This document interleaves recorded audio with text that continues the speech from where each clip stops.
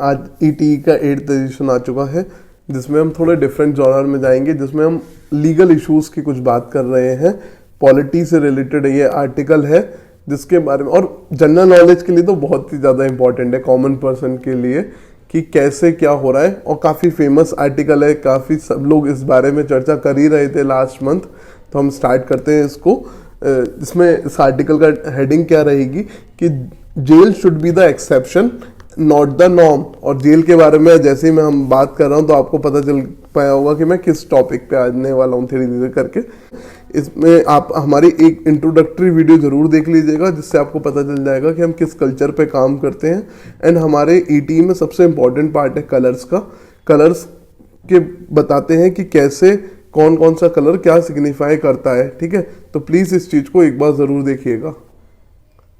फिर ईटी का ये 8th इशू है और ये डेट 11th आज की डेट है, जिससे आपको मैनेज करने में आसानी रहे।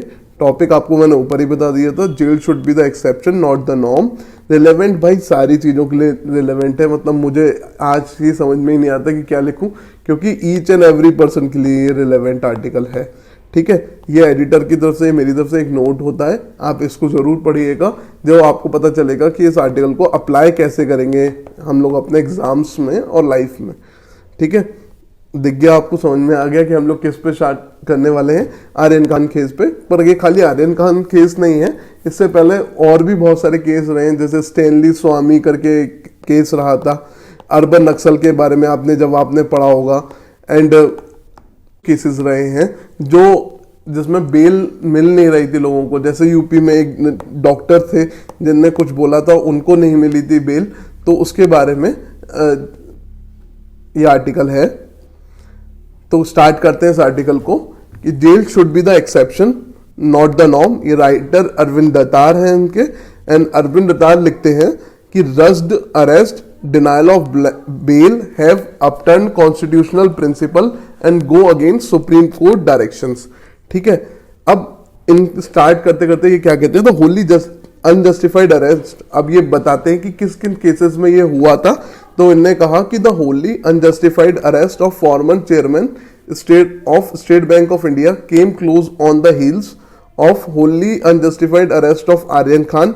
Public memory is cruelly short and we have forgotten the fatal incarnation of 84-year-old Father Stan Swami, the arrest and the denial of bail to a journalist Siddiqui Kappan, Riyaz Chakravarti and many other who would not have been arrested in any democracies where the rule of law prevails।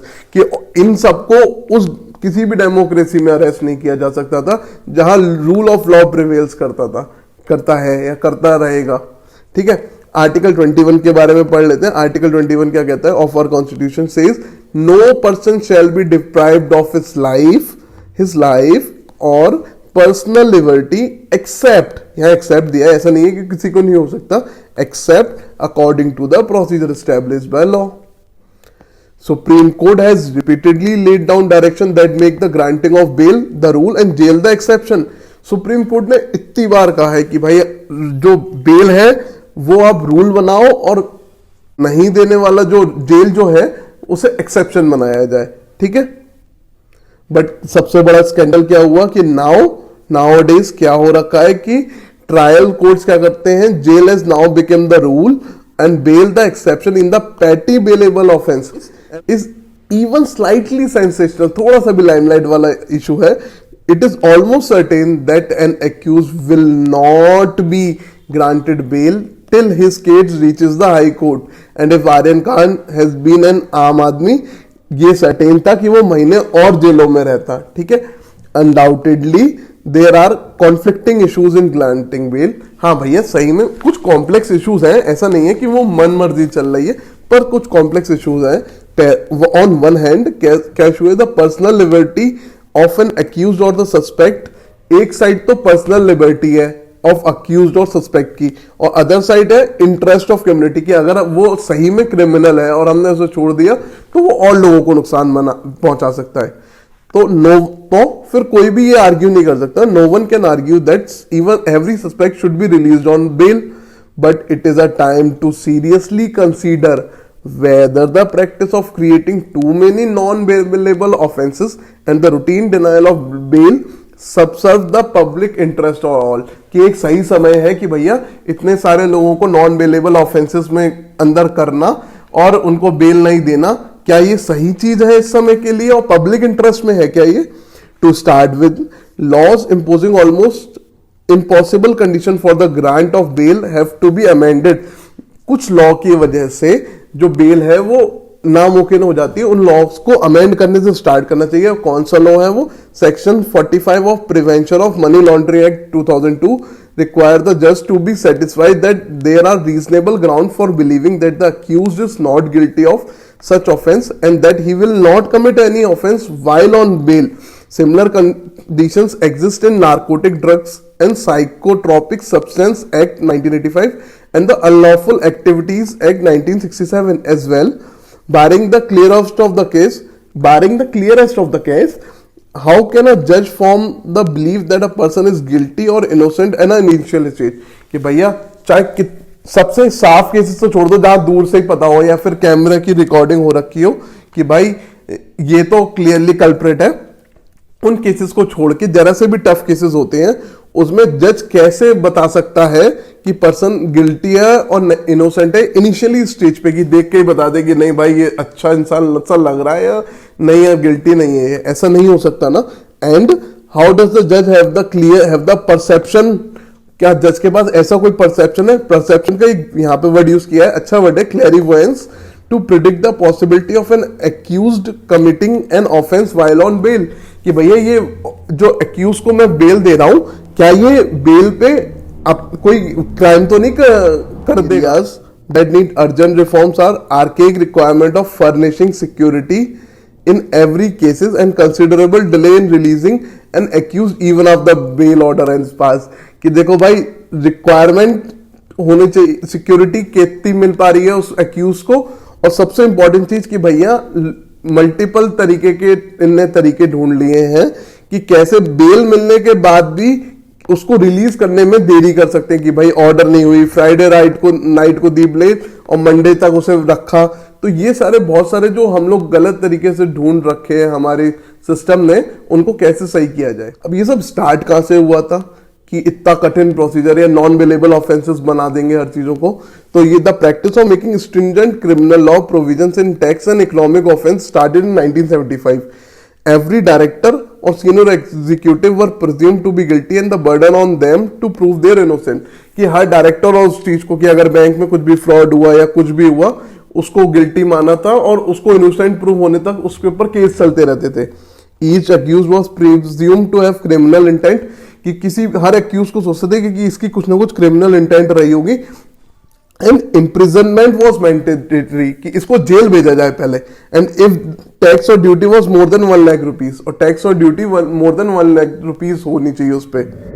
ये सोच के हम लोगों ने इतने tough laws तो बनाना शुरू कर दिया, पर ये बात देखिए कहां जाके रुकी कि thus the fundamental principle of criminal laws were turn on their head in the hope that draconian provisions would instill fear बढ़ा देंगे and tax compliance would increase. पर क्या हुआ आप देख ही सकते हैं कि बार बार just the reverse happened as the repeated Samadhan scheme और एमनेस्टी स्कीम बार बार चलानी पड़ रही है। उसका मतलब ही क्या है कि जो टैक्स की कंप्लायंसेस है बहुत ज्यादा हो रखी है और लोग नहीं भर रहे हैं tax. The unchecked tendency of arresting senior bank officials, company executives and civil servant must also stop immediately.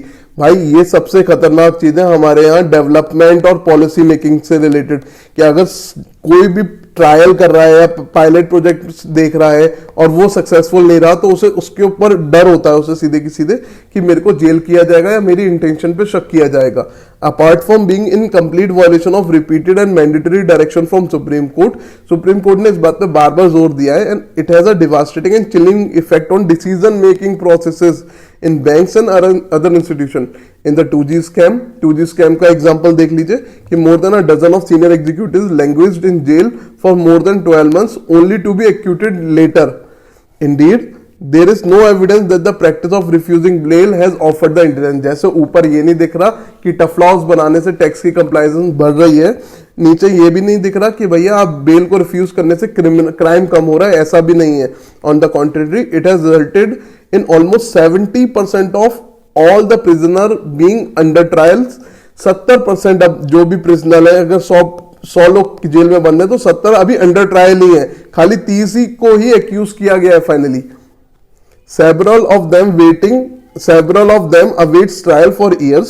The sad reality is that every under trial is treated as guilty until he proves his innocence by getting an acquittal. ये तो हमारे देश के संविधान का मुझे लगता है कि थोड़ा सा वीक पार्ट है कि जब तक सामने वाला गिल्टी रहेगा, जब तक वो अपनी इनोसेंस प्रूफ नहीं कर देता।